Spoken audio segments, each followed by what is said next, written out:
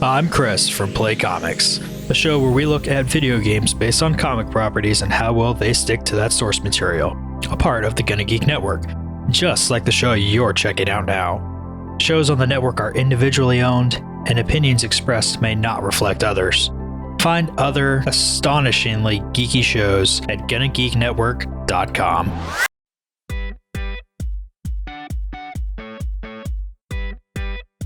Welcome to an all-new Better Podcasting live chat. I'm Steven, and with me, of course, is SP. Yo, what's up, everybody? We are a podcast about podcasting. This is our live chat, so if you want to come to our live chat room at www.Geeks.Live, you can go into our chat room and ask us any podcasting questions that you want. That's what we're here for. We're here for you. That's true, and that means that if you didn't know this, you should check us out at Tuesdays at 8 p.m. Eastern Time. That's 5 p.m. Pacific at Geeks.Live. SP, it has been a interesting week for the Better Podcasting fans. It's the first time in a long time we missed last week's episode. We had great ambitions of recording it, and things didn't come together at the end. We had to move it from the Tuesday, and then at the end of the week, it didn't come together. So if you are checking out this show going, wait a minute, I didn't get my Better Podcasting main show in between my Better Podcasting live chats. Well, you are correct. But here's the little bonus episode that you didn't know about. All you got to do is close your eyes and imagine what we said. And there's your little unique bonus episode for you. I was actually doing that all weekend. I was like, you know what? I could probably record a quick 5-minute episode and put it in the feed, and Steven wouldn't know, but I didn't even have time for that. Wow, it's been a busy time. I was working way beyond where we would record on Friday. There was no way that we were going to get a recording in. And we mentioned long ago that we would like to stay away from recording on the weekend. We've done it before. We're not really big fans of it. It's almost like this is our hobby and we prioritize fun. And sometimes that means that the listener suffers occasionally.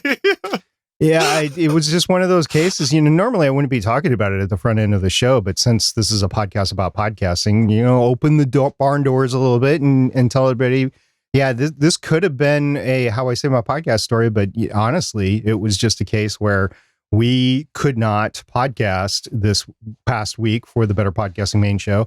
And so we just decided to skip it, and we will be back next week with a full episode. Probably the same episode that we were going to record last week, but it is just a factor of how things go. So if you and your hobby podcast are not capable of recording an episode, don't worry about it. Now, we did tell everybody through our social media accounts that we were not going to record the podcast because we do it live, and a lot of people try to catch us live. So we just wanted to inform them that nothing was wrong aside from the fact that we couldn't get an episode out. So we did do that, but we didn't go ahead and do a recording. I mean, this could be anything, Steven. This could be, I could have lost my voice, which has happened from time to time, but I could have lost my voice and we couldn't have recorded. We both could have been sick. We both could have had family stuff going on. So there's just a variety of different things that could happen if you're a solo show or if you have 2 to 3 hosts. It just happens from time to time. So you just take a deep breath, enjoy the week off, as it were, and it bugs you. Steven, how much did it bug you not recording? It bugged me quite a bit. I did feel a little bit out of sorts, but I also appreciated the time. Yeah. So you just keep on going, and that's it. And it allows you, it's like a snow day. Steven, you ever get snow days where you are? Once in a while we do, because we don't get a lot of snow, so we don't get much snow, and then it becomes a snow day as such because we're not right. prepared, right? Like even the South, they might have snow days, either if it's too cold or if they have ice, no snow, so they get a day off of school. I'm not sure how that's going to happen going forward. Oddly enough, my son had a snow day today because in Madison, Wisconsin, where he moved to, they had an unexpected snowstorm. I don't know how you happen to have an unexpected snowstorm in Madison, Wisconsin, but they had an unexpected snowstorm, so he couldn't drive into work, and he was subjected to the telework curse. Like, no, you can't come into work. That's okay. You can telework. So that's what he did. All right. Well, I had a segue somewhere in there to this article I wanted to mention. Something about if you miss a week. I know what it was. If you miss a week, don't feel too bad because according to an article from Axios, only the top 1% of podcasts receive 99% of the downloads. Now, for those of you who have been following this whole concept of percentages, that sounds like a very familiar term elsewise. So I'll reserve judgment to believe this. An economic reality there. Perhaps it seems very coincidental. However, this is what this article in Axios was claiming was it was an article that was analyzing the podcast business boom and how they are doing trying to make money, these biggest businesses off of there. And there was an article in here that did say that the top 1% of podcasts receive 99% of downloads. Now, I guess that I don't want to get too far into this because you can just go read the article if you want and look at all the details on that. But I wanted to bring this up because we here at Better Podcasting like to focus on the hobby podcaster. And we do say you should do podcasting for fun. That's a huge reason that you should be doing things for fun.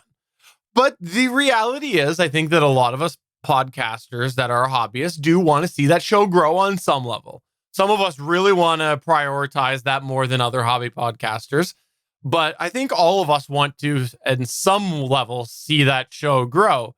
But what I think is nice about being a hobby podcaster and knowing that you're doing it as a hobby is you've always got that crutch. You've always got that safety net for you where it's like, okay, I see an article like this, and this was my take. And so I'm saying you, but this is my take when I saw this. It's like, if I was a business podcaster or someone trying to make money off this, I might be very deflated off of that concept that there's a very small percentage of podcasts that are getting the majority of downloads. But I go, I'm a hobbyist. And so cool.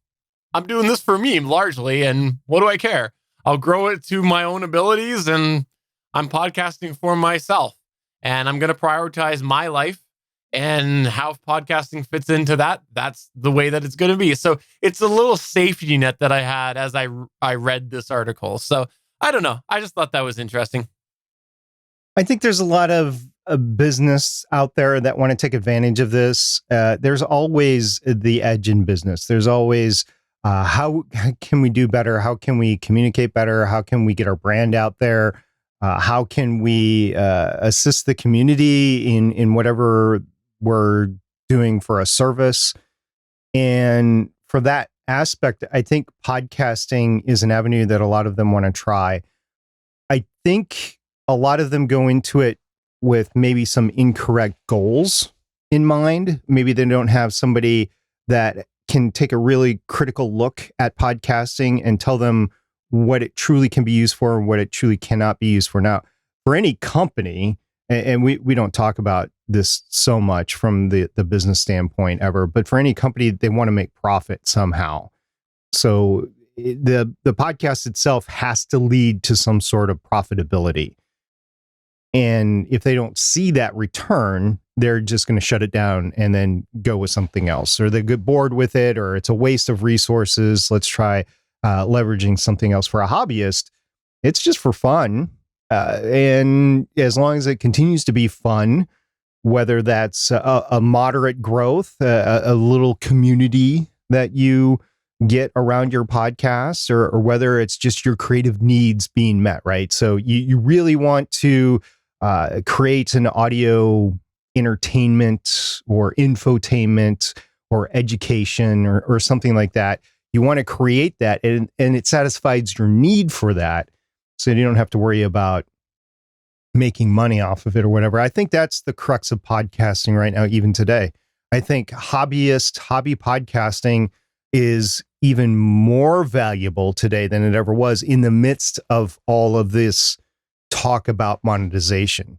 And there's a ton of talk about monetization just in the last month. See, have you been paying attention to the news? It's like every single news story is about profitability or making money or how much money is flowing into the space. It's just all about money. And I have to say that it is not all about money, that there is a level of fun and hobby creativeness in it. And you bring up actually a really interesting point there, because we've even talked about that on here, but a lot of the folks who do consulting for podcasting and things like that, they're very quick to bring up the idea that a podcast is usually not an instant win. It's a more of a long burn, and that's the way podcasting has been, is that you build up your audience. And again, we've talked about that on here. I think we even talked about that in the Real Expectations of Podcasting, is you can't expect it just to be floodgates open of listeners. But thinking about what you're just saying there, with people coming in trying to make money and getting out, that will be interesting, I think, just to follow in general in the industry, because if people who are making money consulting on podcasts are still going of the way of yesteryear, of the long burn, they're going to miss a whole segment there of potential clients who aren't going to go for that ride, because that's not the way they work. It's why you look at radio stations that rebrand every other year, because the company that owns them is trying to get that instant success, and they're not willing to wait for that to build up. They're like, okay, it didn't work, next format. Okay, it didn't work, next format. And if all of a sudden that's what people are looking for as they get in there, then there's going to be a little bit of a shift on that, and be interesting to see how those who are making money consulting on podcasting, whether they adapt or they just stick their heels in and go, hey, no, it's my way. I'm stuck in the past. Yeah, there's a lot of things that can stick you in the past, like subscriptions. And from subscriptions, I'm not talking about subscribing to a podcast. I'm talking about subscriptions to buy your podcast, like the listener buying your podcast. I think we're at a precipice there where there's more acceptance of it, but on the other hand, you have to give the value to a significant amount of people in order to make that work. And I just see more and more emphasis on it. And I don't know if it's for every podcaster. I think most podcasters, it's not for. Sure, you can do some crowdfunding, you can do Patreon, you can do PayPal direct donations and stuff like that if you wanted to. But that brings a tax headache into things, possibly a business headache into things. And you have to be ready to do it. It's not just, okay, if I was 18, 19 in college again, and I was just looking to make a quick buck, it might be something that I'd be willing to try, but I would not know the tax implications of it. Something like tax preparation software might help you, but you'd have to consult it first to know what you're getting yourselves into. Heck, even if you're like an affiliate for whatever, Amazon or Sweetwater or B&H or wherever you can be an affiliate to, you end up paying taxes on that sort of thing. So it's something that you have to keep in mind. Also, the type of show that's out there, it's more than just a podcast anymore. Like, we actually do a dual stream. We do a YouTube channel and we do an actual podcast. They're different things.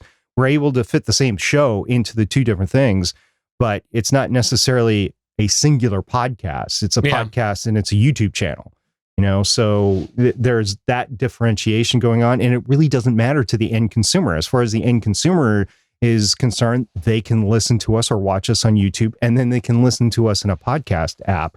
It really doesn't matter to us as long as they get the information. But for some people, it matters because they monetize one or the other. So they're prioritizing one or the other. And then you have the startup things like Blab. Like in 2015, when we started, there was this thing called Blab. There's this thing that has started in the last few months that reminds me an awful lot like Blab in its instant success and the amount of talk I've heard and amount of articles that I've seen on it. It's called Clubhouse. You have to get an invite to go into it.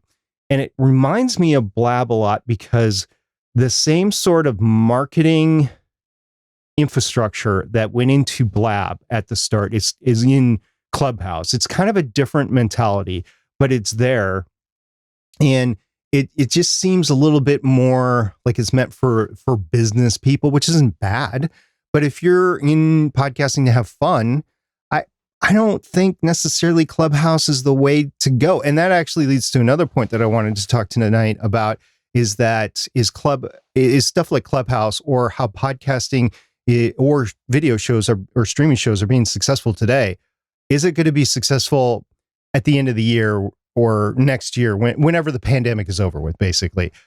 Is the consumption habits going to be the same or not? And I think no. I think they're going to change. I think some things will stick around, but I think in reality, where you have people running around a little bit more and not tied to their desks at home, I think you're going to get a different consumption habit, which will be almost pre-pandemic.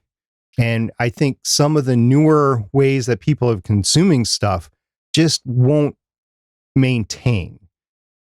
So as a content creator, I think you have to be wary of that possibility of the shift whenever that shift happens, and to be able to roll with it. So don't assume that if you've grown an audience during the pandemic, don't assume that audience is going to be there after the pandemic. You're going to have to roll with however the pandemic allows your consumers to listen to your podcast.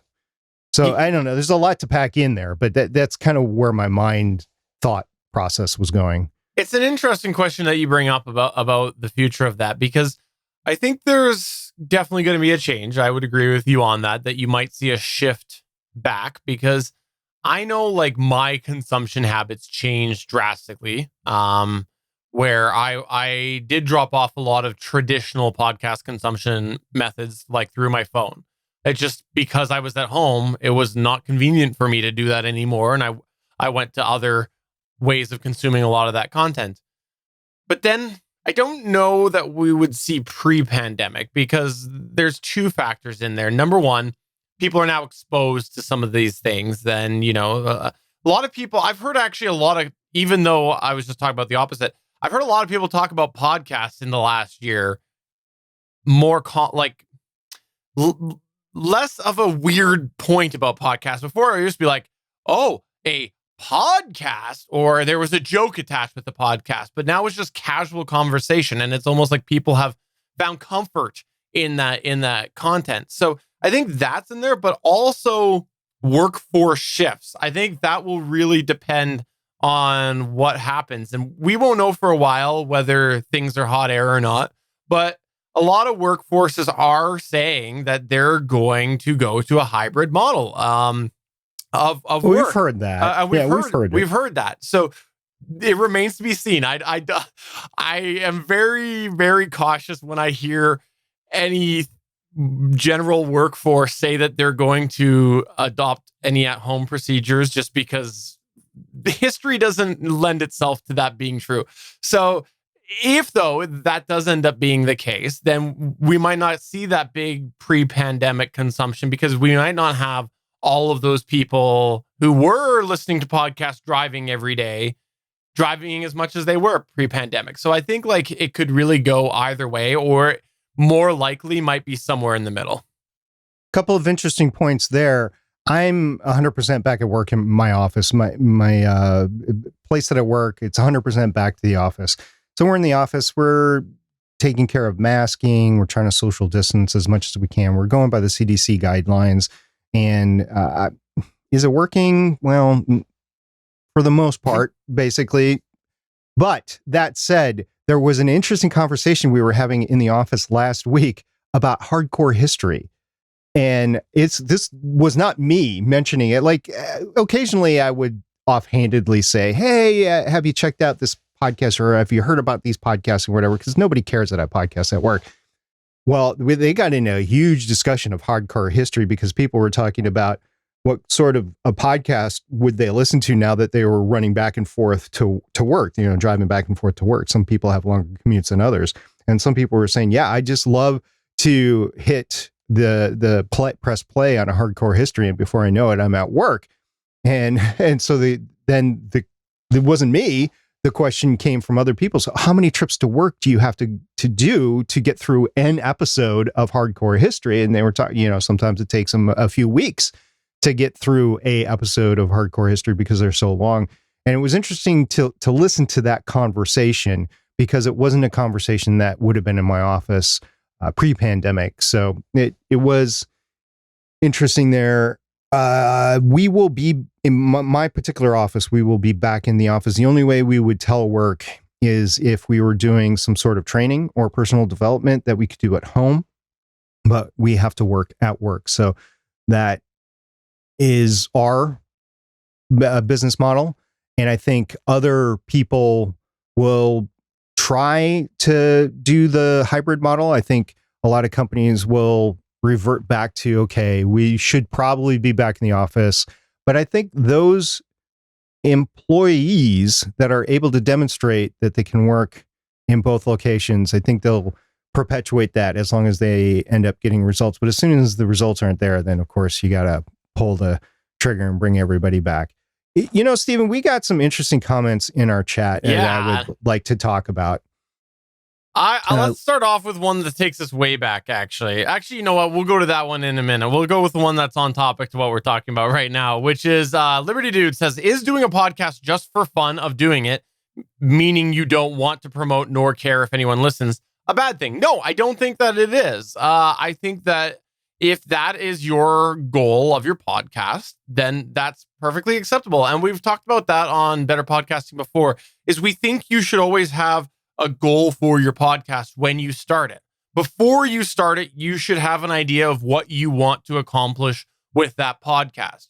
You need a reason that you're doing that podcast. Otherwise, it's probably not going to do anything. And by that, I mean, it's just going to dry up. Like, it's just, you're not going to do the podcast. If your goal is, I want to do a podcast for my own experience, that's what it is. If it's, I want to do a podcast so that I know how to do a podcast, or I want to do a podcast because it fills time. Whatever that is, that doesn't involve promotion, that's cool. As long as you're having fun, I don't think it's a bad thing. But now you have to set all of your other expectations based off of what that mission was. And if that is your goal going into that podcast, where you're like, I want to do a podcast just for me and I do not want to spend any time promoting, I don't care if people listen, then you should not have the expectation that that's going to grow, because it's going to be really hard for people to stumble across you. Will you get a little bit here and there? Yes. But if you're not doing any promotion, then it's a completely unrealistic goal that show is going to grow. And you got to take that out of your expectations. So I think as long as you're setting the expectations realistically, have fun, have at it. There's people who do some podcasts and they never launch them. They're like, okay, well, I want to try this out. No, I don't like that concept. Oh, okay, I'm going to try another concept. No, I don't like that. But they're still having fun when they do that, and that's fine. And they're gaining experience, and there's a whole bunch of benefits that they get. As long as they're not now having the expectation that perpetual cycle of not releasing is going to get them to release the podcast. As long as they have the realistic expectations that they're in this perpetual cycle of not being happy with it, then whatever. And there's this mentality out there that there's a right way to start a podcast, launch a podcast, do a podcast, whatever. So you have to have X amount of episodes in the can. You got to get out there and promote everything. You got to use your existing email list if you have one. Not everybody has one, but usually businesses kind of have one. So use your email list to promote it, to get everybody subscribed off the bat, so that when it releases, you can climb up the charts rather quickly, so that you can fool the algorithms into promoting your podcast to new listeners in the searches and stuff like that. And oh, by the way, you have to get out there and promote, and there's a certain way that you should promote, and you should spend X amount of your time creating and X amount of your time promoting. And you should have some sort of business goal with X amount of customers if you're doing a service-oriented podcast, or X amount of sales, or yada, yada. And then you should put in time for how long your season is going to be. And then at the end of the season, you say you might tease a comeback if you're doing pretty well. If not, just leave it alone. And then take a few months off for the off season, and then come back again. It's in a nutshell. It's not as simple as that, but that is one of the ways to do it. And I think, Stephen, you hit the nail on the head when you were saying it really depends on what you want to get out of it. So you have to modify all of that. Yes, that is a successful model, but you have to modify that to what you want to do. If you're a hobby podcast and you want to do it for fun, or you want to do it to build a community, that model is not going to work for you. And you have to modify that model. Maybe you don't have to modify it much. Maybe you have to modify the complete thing. But all podcasts are situationally independent of each other. And you really have to create a good plan for your own show. And if it's just having fun, then just make sure you have fun. That is under your control to have fun. So have fun. Don't depend on the audience to have fun. But you can have a lot of fun with the audience. I mean, we got a great audience that's in our chat right now and is with us every week. And I really appreciate them as we're podcasting live. And I like them, and I like the people that listen to us later, and I like the people that come into our Discord and interact with us on podcasting and other geeky stuff in the GonnaGeek Discord server. I like the tweets that come back and forth. I like the Facebook interactions that you tell me are going on because I'm not on Facebook. So there's a lot of stuff that is really cool. I mean, we even get great emails from listeners, and all that interaction is really cool. But at the end of the day, I got to have fun when I'm sitting in the chair talking to you, because if I'm not, there's no reason for me to sit in the chair. And just before we get off of this, I think that if we rephrase this question, not rephrase, but change it slightly, I think that it'll help illustrate why there's no problem with that. Because we were asked, is doing a podcast just for the fun of doing it, meaning you don't promote nor care if anyone listens, a bad thing?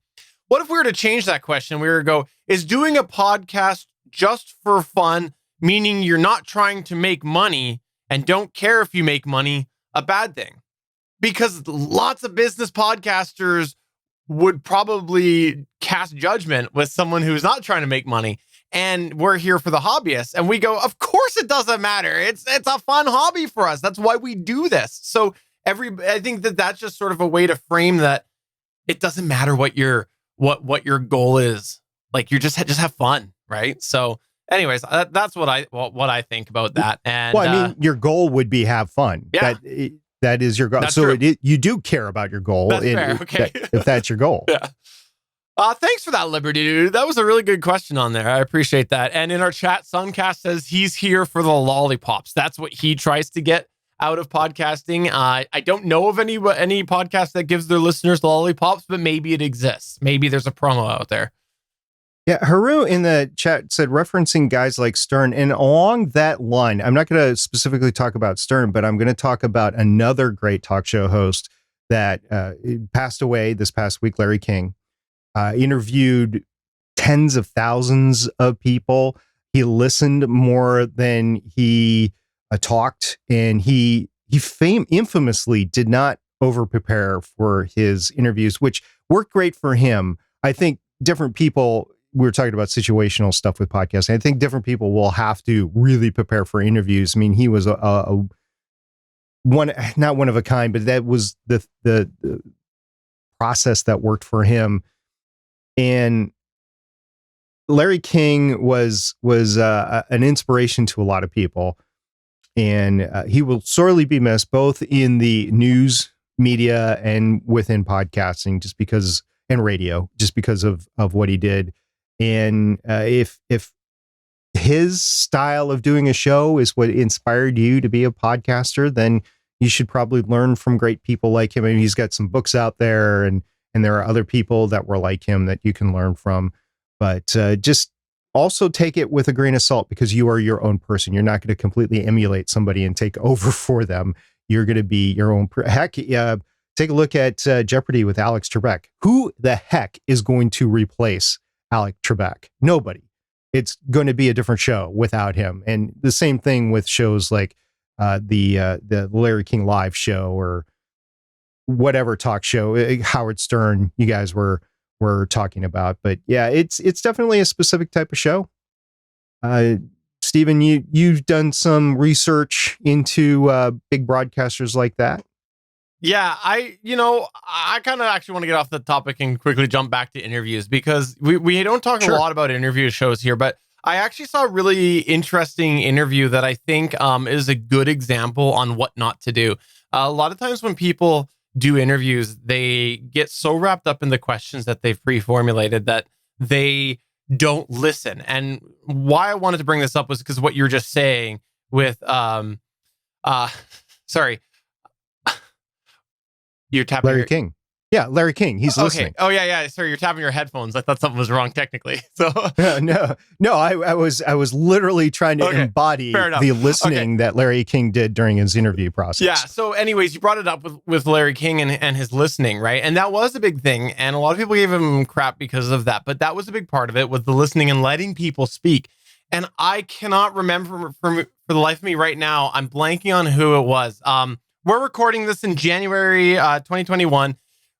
Last week, there was a meme going around of Bernie Sanders at the inauguration because he didn't look like a guy that was going to an inauguration, but he had another photo that went around where he was holding a manila envelope, just like an office envelope. And everybody's like, what are you doing? Like, you're hitting the post office after you go to the inauguration. But here's where it ties in here, right? Because people are like, what was in the envelope that was so important to bring to the inauguration?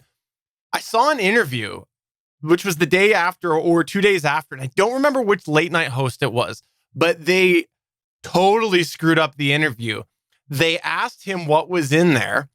He ends up making a joke, something like, well, that's top secret information, and they have a little laugh. And on the screen, you can see Bernie Sanders, politician, his mouth is open, and he goes to actually answer it properly. But the host is now on to his next question because he's not paying attention, and he steamrolls him, mouth closes. There's that lost opportunity. There was a conversation that was going to happen, and it was a real good example of how everybody makes mistakes, but sometimes you need to give that pause when you're doing an interview because you don't know what else is going to come out. He might not have been saying anything. He might have just had his mouth open, but it sure looked like a moment where he was going to say something else. And you don't know, but I just thought it was a really good example on making sure that you let your interviewee speak, because sometimes they got to take a moment to make their joke or think about what they're going to say, and you miss that opportunity if you steamroll them. So I just wanted to mention that. All right. Yeah, as you were talking, I was going through a Google search and trying to find out what was in the envelope. and there are no stories about it. There is a couple of tweets that actually show the envelope. It's just a normal manila envelope. Right? Oh, his inauguration tickets came in it. That's what I don't know if that's what was in it, but it was the envelope that his tickets were in. So yeah, Bernie Sanders needed tickets for the inauguration. That's kind of funny. That's funny. But we had I guess if you were dressed like him, you'd probably need tickets to get in too. That's true. But moving off of that, let's talk a little bit about one of the other questions we had come up. Liberty Dude said, interesting to see you decided to do a live chat show instead of your main show. So at the beginning of this, we talked about how we missed last week's Better Podcasting main show. We talked about this, and there was a specific reason we decided that we were going to do tonight's live chat. And that's because while we have a lot of people that listen to both of these shows, possibly all of our audience listens to both of these shows, we don't know for sure. The reality is we reference both shows quite a bit. And like this one here, especially, we'll reference our main show because we think of this show as a companion to the main show. But we recognize that they're through two separate feeds, and we've established over the last year an order to the release schedule, which is every other week on both of these shows. And that's the way that we've done the rotation. So somewhere in someone's mind, they might have in their routines that they know that this week is a Better Podcasting live chat and next week is a Better Podcasting main show. And if we were to have gone and done the main show this week, we would have ruin that rotation and that release schedule on both shows because now they're offset of where they were. Might not have been a problem, but again, there might have been people who just inherently know this is the week that I'm listening to Better Podcasting live chat if they only listen here, right? So that was kind of, I think, the bottom line why we decided to is just to keep the cycle intact because that's the way that we've established these. So that was why we did Better Podcasting live chat this week. Yeah, we're essentially two different bi-weekly shows now, is what it is. We both talk about podcasting, but they're slightly different format. Now, the way we stream it is very similar, right? because we use the same templates, we use the same capability to go out and that sort of thing. But this is not prepared. We might have a few notes in our document, but we haven't scripted out anything. This is just us talking back and forth, more free-form conversation. And we allow more comments in from the chat room, because with the Better Podcasting main show, that's mostly like us in the studio and the audience is watching us. But this is interactive with our audience, which is great because we're able to go back and forth with the chat room. Like Betsy, she just gave us another message in the chat room that I want to talk about. So whenever you're ready, Stephen, we can move on to Betsy. Okay, we're ready. Betsy said, hi, first off, thanks for show number 243 of the Better Podcasting main show, titled How Much Time It Takes to Start a Podcast. It energized me and gave me a much needed wake up call about getting help when necessary. I reached out to a podcast consultant and will be hiring her for consultation. And she does name the podcast consultant, which is very familiar to us, Stephen. It's Emily Prokop. So a great consultant to have for a podcast.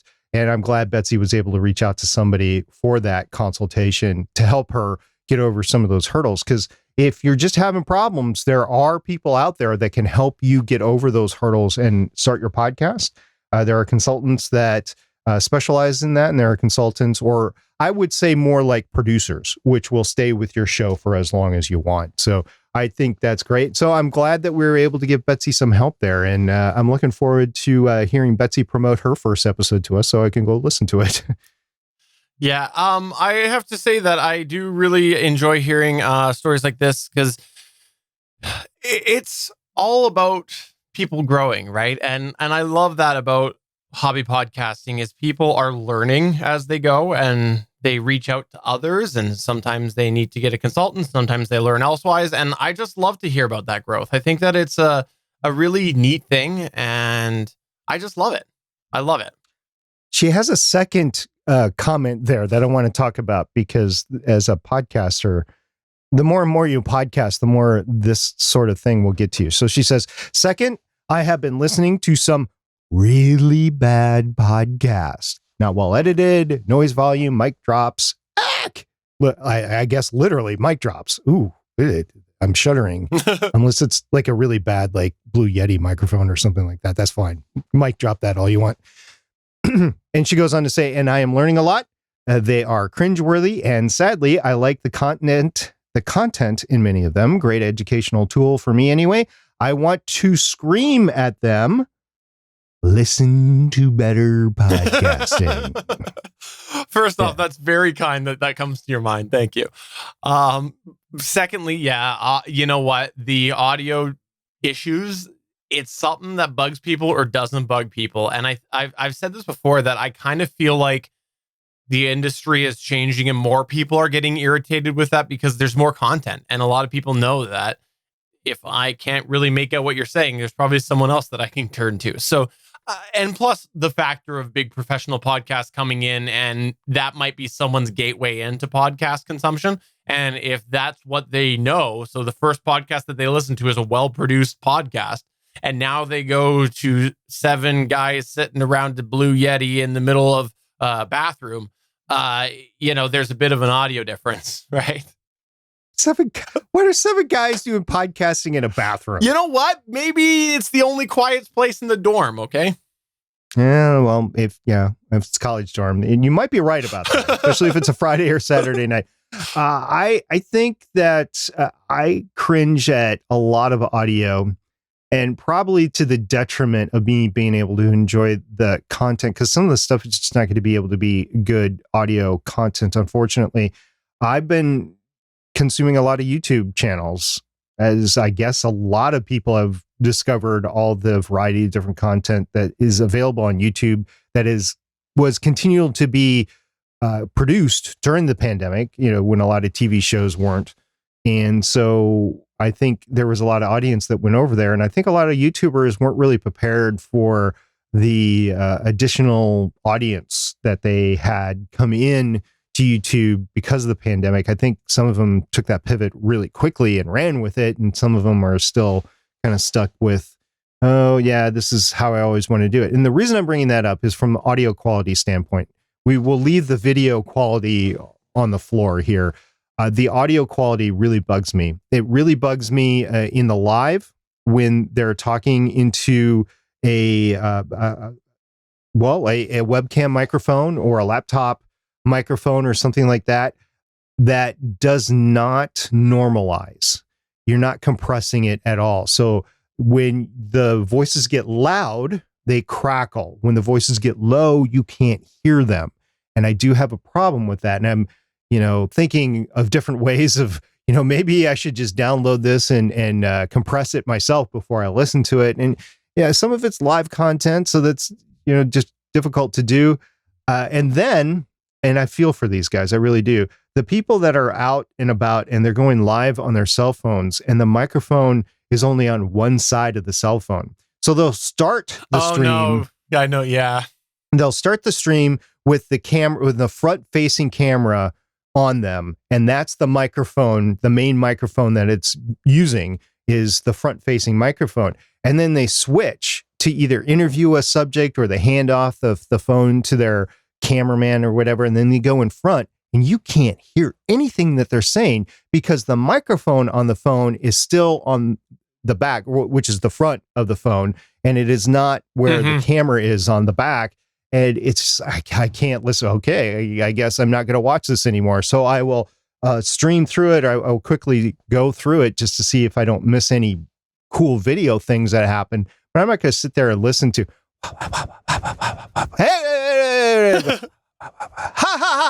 yeah, I'm not going to listen to that for an hour. Sorry, it's not going to. I'm not even going to have that on in the background when I'm making dinner. It's just not going to happen, or cleaning or something like that. So no, I will just go right through it. And unfortunately, I think before I started podcasting, I would have been fine with that. But now that I have produced my own shows and been podcasting for 10 years, it's a sticking point for me. So it's a good thing and a bad thing. It's a good thing that I know how to do it. It's a bad thing that it ruins some good content. Let's change gears here for a minute because I wanted to mention something that came up within the last couple of weeks that you had found an article about, and then I just actually had a couple comments on YouTube today about it. And what it is about Zoom hardware. If you didn't know this, I use the Zoom L8 right now. I also have the L12 that I use for an extended period. And recently there was an article or a blog post or whatever you want to call it on a website called Third Wheel Podcast Studio. And essentially it's somebody saying that they can't get the Zoom L8 to properly work with AMD processors. So if you didn't know this, people are going to be like, there's more than that, but let's just make it simple here. Generally, there is an Intel processors and AMD processors in the PC, the Windows stream of things, okay?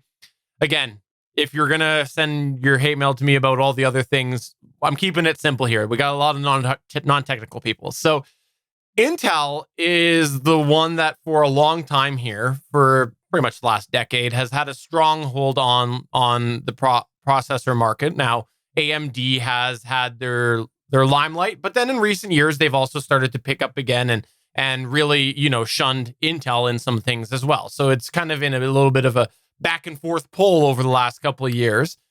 But here's the thing.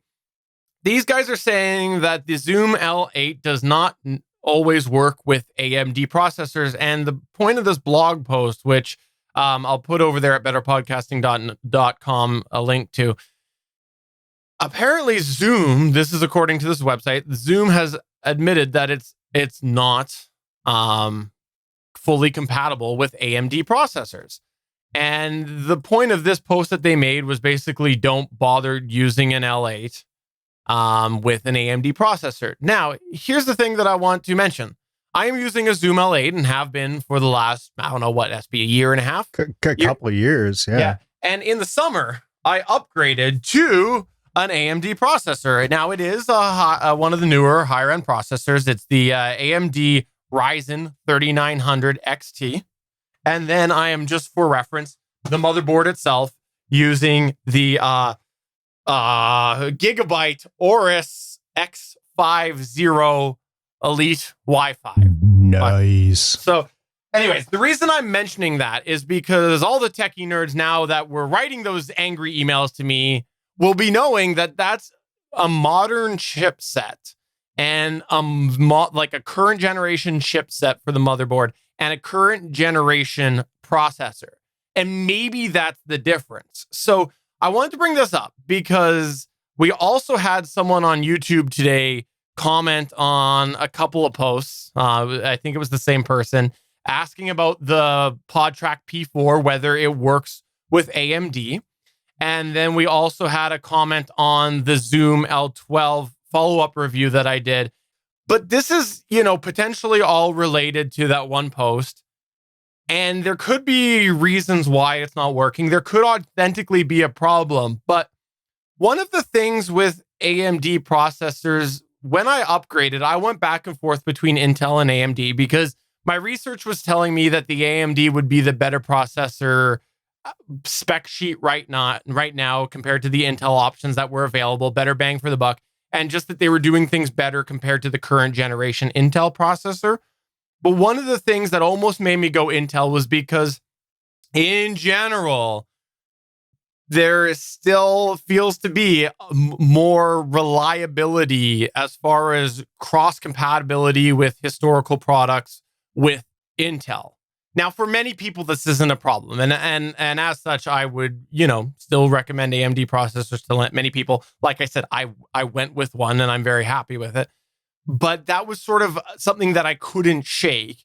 And I don't know, is this a problem with the hardware, with the Zoom hardware? Or is this a problem that is because the Zoom product is doing quite a bit with the USB bus and it's actually exposing problems with people's AMD configuration? And an example I'll give of that was when I was doing my research this year, I was reading a lot of people that were saying that if you're going, like when you buy memory, you should look for RAM that is marked as being AMD compatible. While most people won't have problems otherwise, you should spend the extra $20 if you can, because there are situations where that might make a difference when it comes to the technical way that memory currently works. Won't get into that on this show. I could explain otherwise why that allegedly mattered.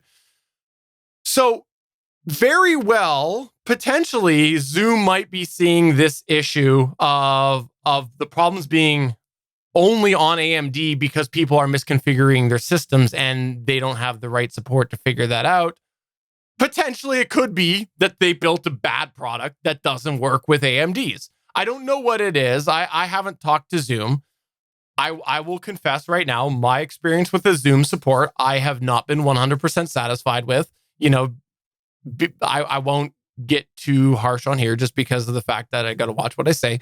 But I have not had the best support experience with Zoom products as far as feeling like they understood what I was saying. And I kind of had to push things back a couple of times. And that was my experience. So I kind of wonder, is that part of the reason why? But the bottom line, if you are using an AMD processor, you should be aware that this is what some people are claiming. Now, it could be a matter of one person had this experience, or not one person, a few people had this experience, or many people had this experience, doesn't matter what it is, with a certain generation of processor, and it was only there. And Zoom's response was, we're just going to blanket say it doesn't work with AMD. It's a valid thing that you should think about if that's the case. On the other hand, I should say right now that when people get angry, people like to get mad at companies and then they like to blast everything. Like I said, couple comments on a couple different videos, same person today. So it could also be overshadowed on the other hand. Like I said, I've been using the Zoom LA. I am a success case. There's probably failure cases, right? Well, so you're a case. I'm a case. So I wanted to mention it from the knowledge perspective about the Zoom products. I am going to make an effort here to try the P4. Don't know I'm going to be able to try it like regularly with it, but I might switch the L8 back for the L12 just so we can get another benchmark, see what happens, right? Get some more knowledge that we can share with the audience, and report back on this. Because hey, I've got an AMD processor. It is the higher end one. It is the current gen. It's the current gen chipset. But I want to at least report back, because if all of a sudden I'm seeing issues and SP is using Intel hardware with the P4 and he's fine, we want to report that, because this this seems like it's an issue if that's what Zoom has on their site. Again, I haven't confirmed that. This just came up. So I wanted to mention it for that way, but also say that I am a success case. So I don't know. Mm-hmm. Yeah, I've mentioned it before. I'm not really sold on either the Rodecaster Pro, the L8, the P8 for this generation to replace for my main board right now. I mean, if push comes to shove, I don't know.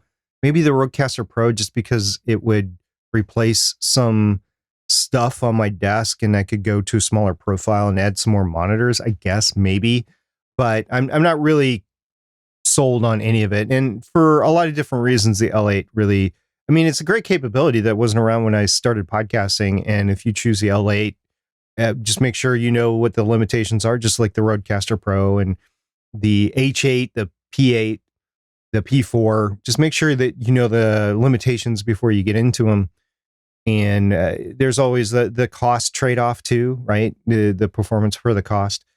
But the one thing that I will say in that I've said on the podcast before, I'm really disappointed that the H8 did not have a mix minus on board.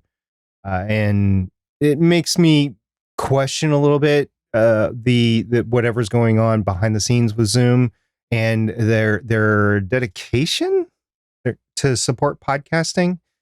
I don't know. I mean, we've talked about it before. Music by far is the more profitable thing for them to support. So I'm not surprised, but it would be nice if they would have been able to compete with other things like the Mix Pre sound devices sort of line with the portable recorder with a Mix Minus on board, that sort of thing. But that is nothing. That is not the same issue here with the AMD support or the Intel support. And I will be interested, Stephen, to hear your experience with all of them and see if you have some. And I will experience the P4 and we'll go back and forth and see if we can duplicate whatever issues that you have with your P4 with mine, because I am running Intel.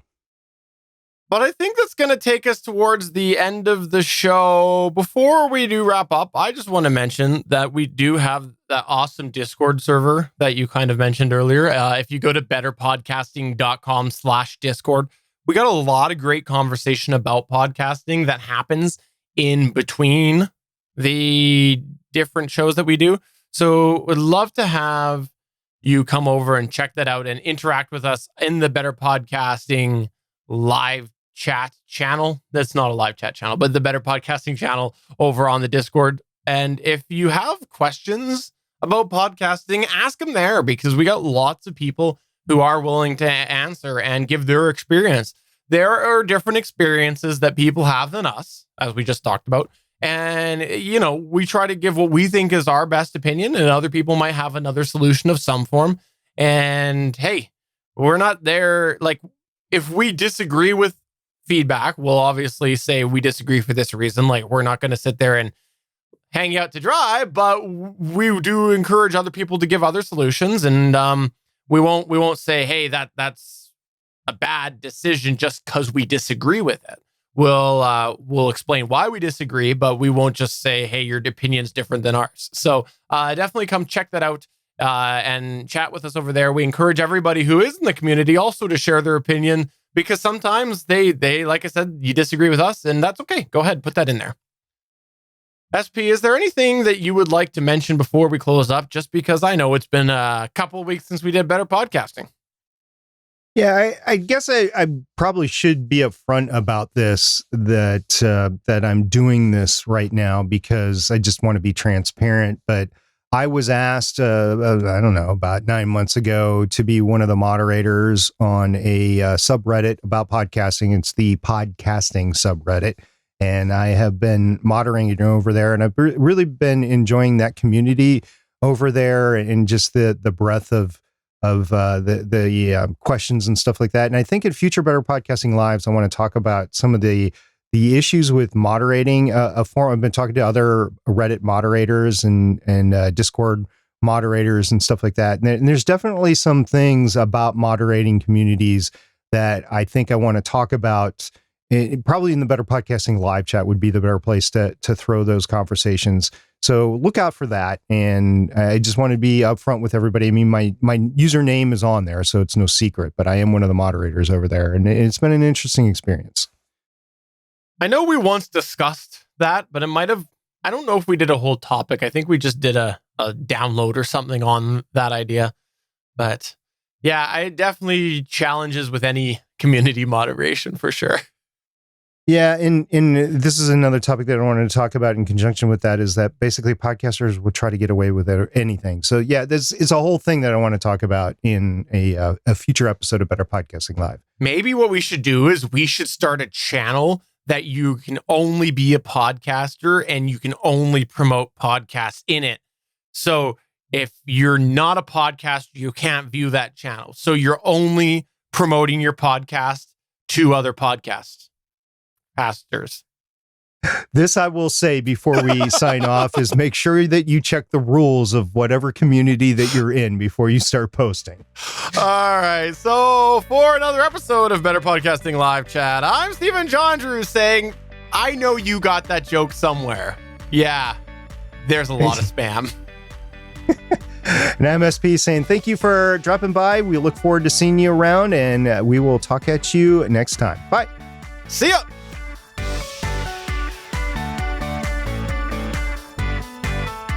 Thanks for checking out another episode of Better Podcasting. You can find the full back catalog of Better Podcasting at betterpodcasting.com. If you're into geeky podcasts, please check out the other podcasts on the GonnaGeek Network at GonnaGeekNetwork.com. This show was produced and edited by Stephen Jondrew of GonnaGeek Productions. Voice work was done by L.W. Salinas. Thanks again for listening or watching, and we hope to see you again next week.